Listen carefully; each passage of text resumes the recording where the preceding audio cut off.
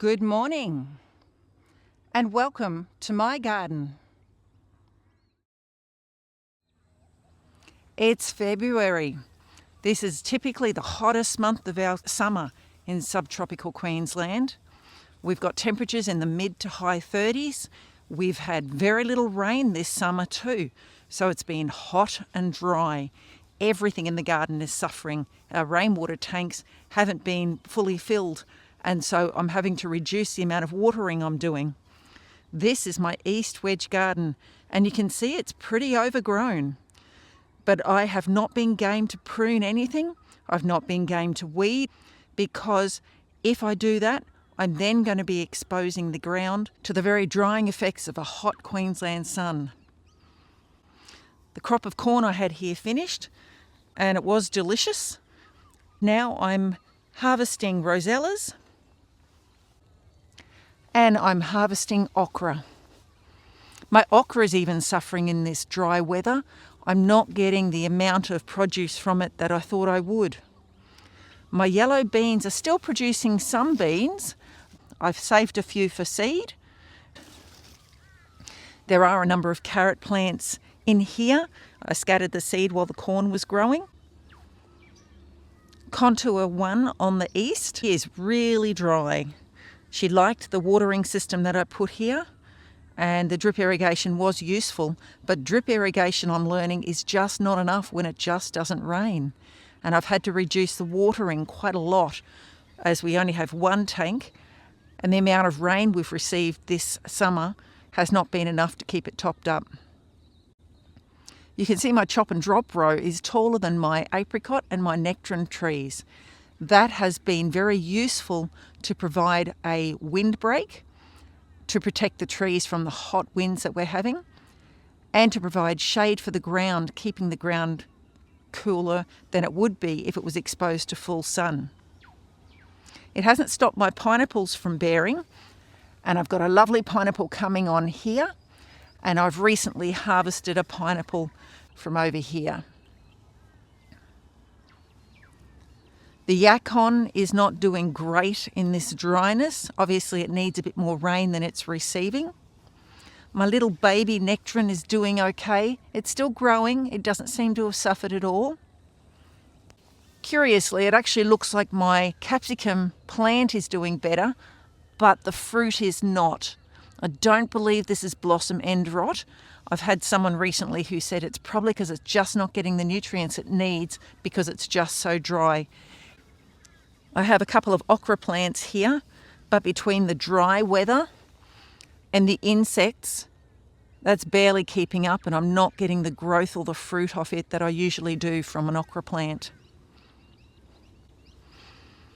With a syntropics row as tall and as lush as this, I would typically have pruned it down. In fact, last year, which was a mild summer, I think I pruned it 4 times, and the previous year, that was a really wet summer, I also pruned it 4 times that year. But this year, I've had to leave it grow tall so that it can protect the garden from the heat and the wind. After we get rain, if the rain ever comes, then I'll be pruning it back, and I'll be looking forward to seeing everything tidied up again. But right now, every plant is valuable in providing shade and joining their roots together to be part of the mycorrhizal network, sharing what nutrients and what moisture there is in the soil. Contour 2, my asparagus row. So I couldn't quite contain myself. I had some friends coming to visit, so I chose to clean up the pathway and brush cut underneath my syntropics row and along the edge of the asparagus garden. And the result was I got carried away, as I do, and I ended up doing a lot of weeding. But it looks quite lovely as a result. So my roses on the end of this bed are looking beautiful, and they're growing with such vigour, and I'm really enjoying them. My asparagus is slowly dying off as the plant sucks nutrients back out of the stems, back down into the crown. That will eventually die off completely, and then it'll be time for another load of horse manure and mushroom compost on this bed. My rhubarb is also coming to the end of the season. Last time I picked from this, the branches weren't looking very good, so I won't be picking from it anymore. Rhubarb also dies down in winter and it will suck the nutrients back down into its crown, and then it will die dormant until next season. So I did pull out a lot of weeds along here, a lot of the grasses that had grown very tall. When I was doing that, I noticed that the nutgrass that was very prolific in this area had somewhat been smothered. So the grasses and weeds have managed to outcompete the nutgrass to a point. I'm wondering how strongly it will come back when I clear all the weeds out to put the mushroom compost and the horse manure down at the end of season. In these spaces where I did pull out the weeds, I kind of regret it because now I've got exposed soil. Maybe I should have chopped and dropped it right here rather than putting it on the chop and drop row at the back. But I've learnt my lesson. It's okay to leave the weeds when it's really dry because they will be contributing to the mycorrhizal network. They will be contributing to the sharing of nutrients and water amongst all the plants. I planted several strawberry plants along this row, and this strawberry tioga is the one that survived. Again, my okra is just not looking great. It's still producing, but it's not growing fast. This banana at the end is very tall and I'd love to drop that for mulch right now, but I need to wait until the rain comes. That needs to stay there to contribute to the shade and to the root network. My grapevines are doing okay in spite of the dry, and it has some growth. Unfortunately, it's clearly being eaten by something as all the leaves keep disappearing. I just hope it can survive that until next season, where perhaps its roots will be stronger in the soil. Here's another grapevine that's starting to grow. I planted some citronella and some geraniums along here. They are strongly scented, so they'll be good for deterring pests from the grapevine. Here's a third grape plant. It's not growing very fast, but it is alive. I'm happy with that. There was one here, but I haven't quite decided whether it's lost in the weeds or whether it's died off. So this would be the fourth one I know that I have, and it's growing very happy. And I keep putting it up and it keeps falling down. And then my fifth grapevine along here is growing here. It's growing all the way up to the top one as well. And it's being visited by the roses. I put some archways along the walkway along here, and the beans on the end here have grown up the post and then over to the trellis. I've also managed to get some cucumbers growing on my trellises. And I have 3 pumpkins sitting up here on top of the trellis, but I've realised they haven't grown nearly as well as they could have. So one reason for that is because the pumpkins are in full sun and therefore they're getting sunburnt and then getting damaged by insects. The other reason is when I attempt to move the vines on the trellis, they often snap. So I think I've been snapping the vine and therefore reducing my potential harvest. So I've decided I won't be growing pumpkins back over the top there again, and potentially I won't be growing melons on it either.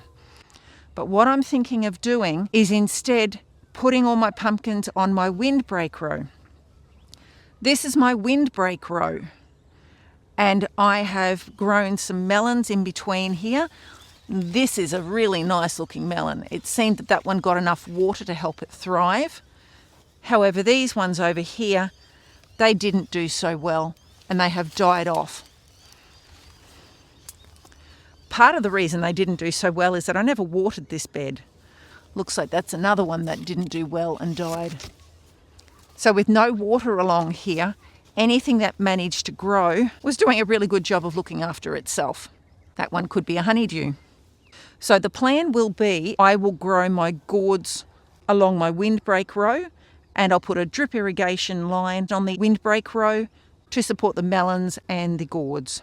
Instead of using these archways for melons and gourds, I will actually use them for my grapevines.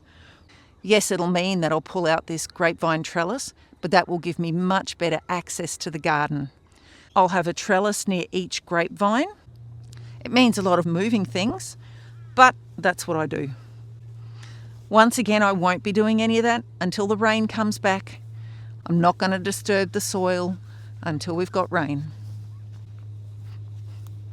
My banana row here, there are a few of them that aren't looking as good as the others, but they are all still here. So I've recently bought myself a mini Ducasse and a blue Java banana, and so I'm actually going to replace a couple of these to put those in here. My Windbreak row is being useful, but I realise I haven't been chopping and dropping my sugarcane. When the temperatures become more mild, I think it's time to do that. I think it's time to make use of my sugarcane. Perhaps I'll have to find some way to crush it to use in cooking so I don't have to buy sugar.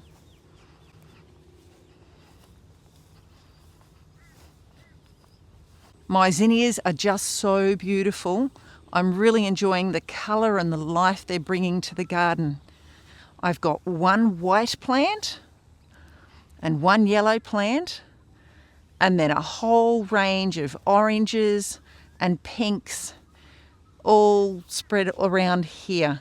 I've got some of the double ones and I've got some of the single ones. It's really a pleasure to look and see it.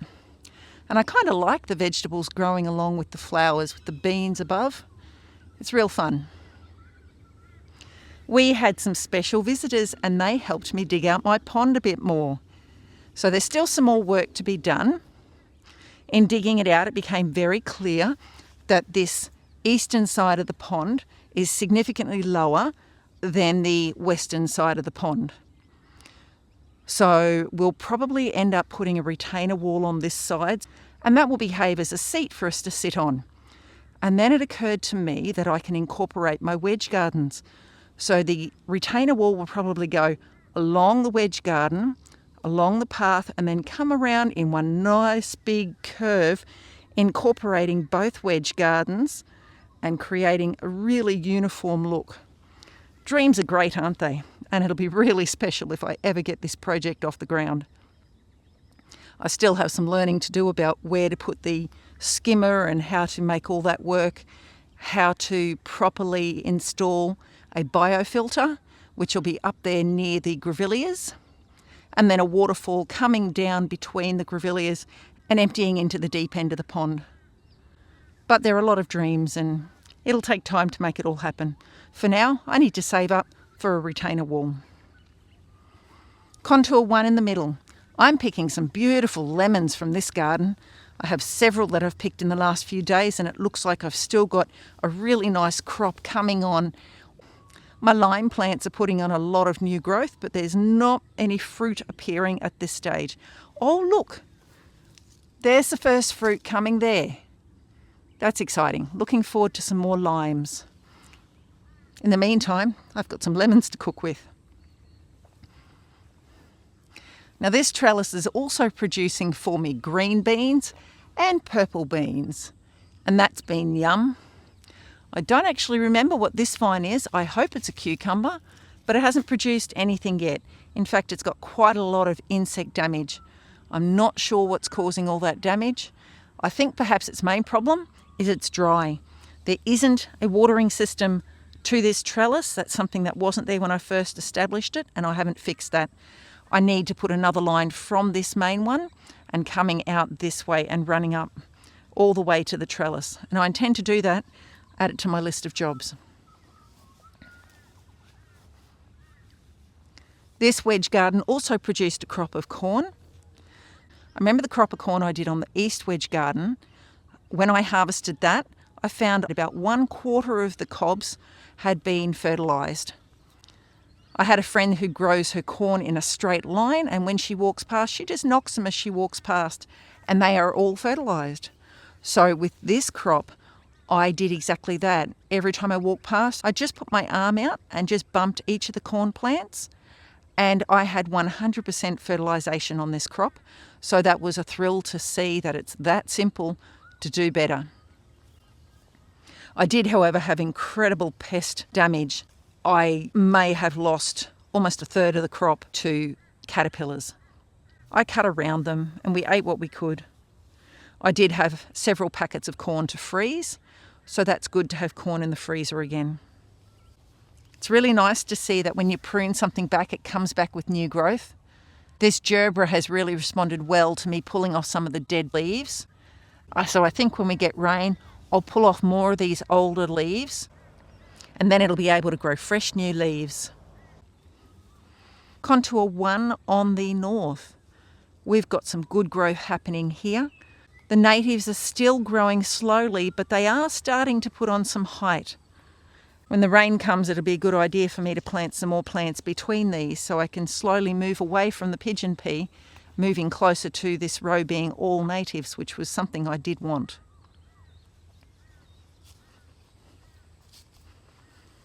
My okra again on this row is growing, but growing slowly, and it's not producing nearly the amount of pods that I've known in the past that my okra could produce. This is a climbing squash. I've never grown that before, and it looks like it suffered a lot in the early days, but then it has come up now, and we've got some flowers, and I'm hoping that I'll find out what climbing squash fruit look like very soon. I did some weeding along here, and I'm wondering if I did the right thing because, again, we now have exposed soil. My papayas are starting to look really pleasing. I've got lots of fruit coming. My plants all look clean with no fungus damage, and the fruit are looking like they're going to start ripening any day. So I'm looking forward to having papaya again. I planted a number of zucchini plants along here that didn't come up. But the eggplant came up, although they're looking really sad.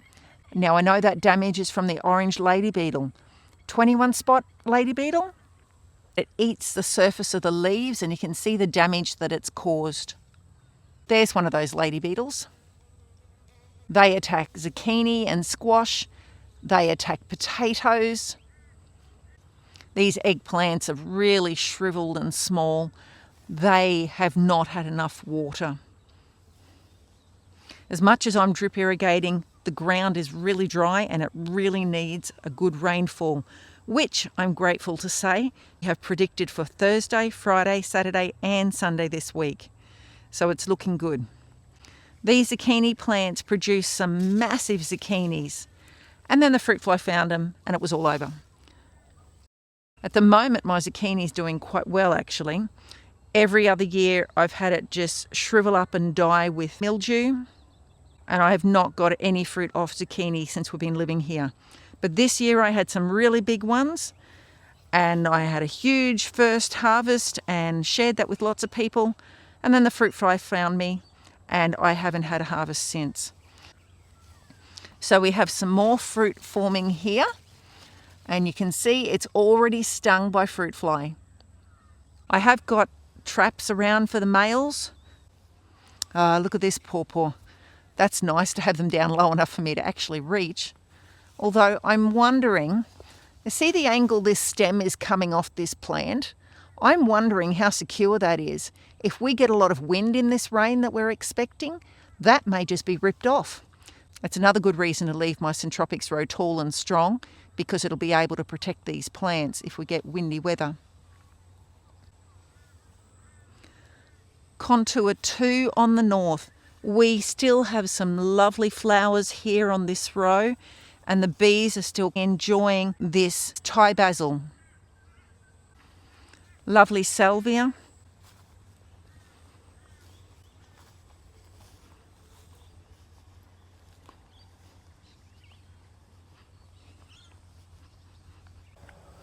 My carrots that are in the ground here, if we had had rain, they'd be growing and they'd probably be big enough to harvest. But we haven't had rain, they're just not growing. And so they're just sitting there.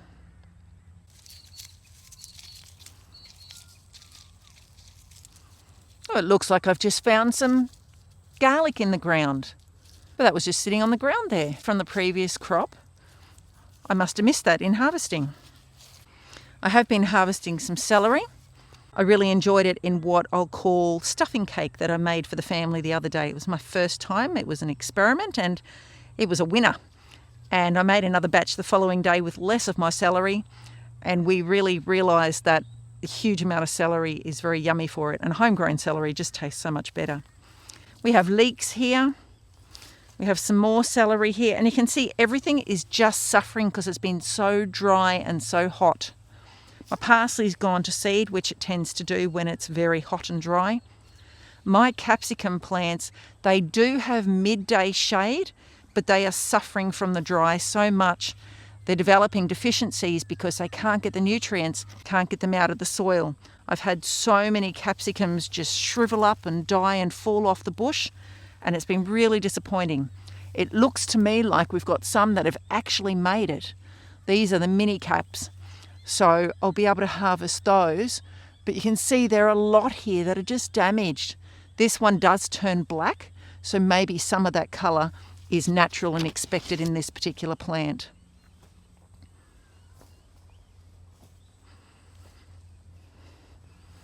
Wild rocket, some volunteer papayas here that I can move to other places and put them where they didn't grow naturally. My avocados are really happy. Look at the height on that one. They're all about the same age, but this one seems to be doing really, really well. And the papayas growing back, they're all looking really lovely right now. My blueberries are not doing so well in these pots. I think the biggest problem is they get full sun on the eastern side every morning, and so it's heating up the roots. And the other problem would be that they don't have a watering system attached, so they have to wait for me to remember to bring a bucket. Drip irrigation is far more effective, and I think they'd be much healthier if I could hook them up with a watering system.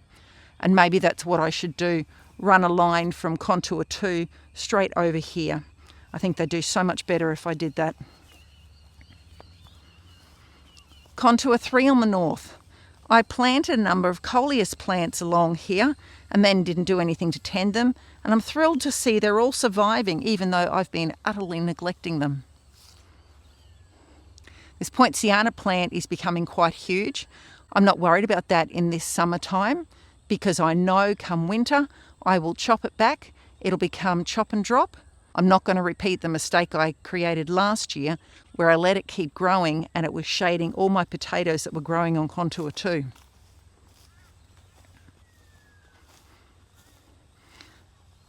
The chop and drop row along here is still pretty sparse.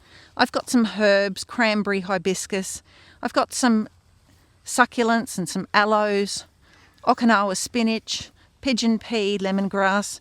There's not much growing here, and I'm going to have to plant a lot more plants on that row for that to be a functioning syntropics row. I planted a large number of potatoes along here about a month ago, and there is no sign of any of them coming up yet. Once again, we just haven't had the rain, and the small amount of irrigation I've been doing has not been sufficient. I wondered if I'd have any volunteer pigeon pea plants popping up as a result of these plants growing to 4 metres and then being chopped and dropped when they were ripe seeds. I have had a large number of pigeon pea seeds germinate along here, but they're easy to pull out. This year my pomegranate has been attacked by fruit fly and I'm losing a lot of fruit. So I probably should be covering all the fruit this year because there's just so many fruit fly around. My apple trees seem to be finally growing. So there's this one here and this one that are probably 1.5 meters tall now. This little Royal Gala is growing slower, but it was planted after they were. In previous years, I have not managed to transplant papayas successfully. Well, this year I've done it.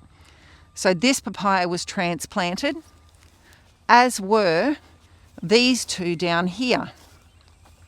So I'm thrilled to see that they survived for me. My sweet potato has been growing really slowly. Once again, it probably needs some water. I harvested here the other day and I barely got enough to feed the family. Instead of just digging the soil over in the spot, what I've chosen to do this year is to dig it out of one spot and put it on the runners in the other row. In doing that, I'm burying the runners, allowing them to root into the ground and to produce more tubers. I've also started a sweet potato patch right here in the middle of the lawn. We don't have to worry about it smothering fruit trees or anything else. We can just mow around it to keep it under control. So that sweet potato that I harvested here is now planted down here, and I can gradually remove it from here and plant something else here, which is great because this is my potato bed this year. Contour 4 on the north. It is growing wild, and I'm thrilled to see some of the pigeon pea that I planted is finally coming up. I planted pigeon pea seeds every 30 centimetres along here, but because of the dry, it just wasn't coming up. I'm thrilled to see it has come up. Very few plants came up from the cover crop I planted. Cherry guava is doing okay, growing slowly. This watermelon plant did produce a fruit, but it rotted before it ripened. So I guess that was a fruit fly sting. Some of the daikon radish I planted did come up. This rock melon's produced 2 rock melons. I have been bucket watering these, but probably not as often as they would have liked. I've been encouraging them to grow in the grass. Someone asked me, why haven't I cut the grass back? Well, simply, the grass was cut and then I planted cover crop, and I couldn't mow it after that because the cover crop was there. Now that the cover crop hasn't sprouted, I probably could chop it, but I'd have to use my machete and do it by hand. I couldn't do it with the mower because I'd be at risk of chopping out things like this Okinawa sweet potato that I have growing here. My nectarine's doing okay. It looks like it's starting to suffer from the dry with the leaves curling up at the tips. This apricot actually looks like it's doing better, but it has got some signs of dryness. I've got another sweet potato plant here, and it's even looking like it's suffering and dry. And nectarine. So that's my garden on this dry, hot summer. Being February, this is always the worst month for our gardens. It's always the driest and the hottest. I'm hoping that rain they've forecast for the end of this week does come, because that will then free me to do some tidy up and maybe even drop some of these syntropic rows down so that I can use them for mulch on the surface. Happy gardening, everyone. I hope you get to see the fruits of your labour.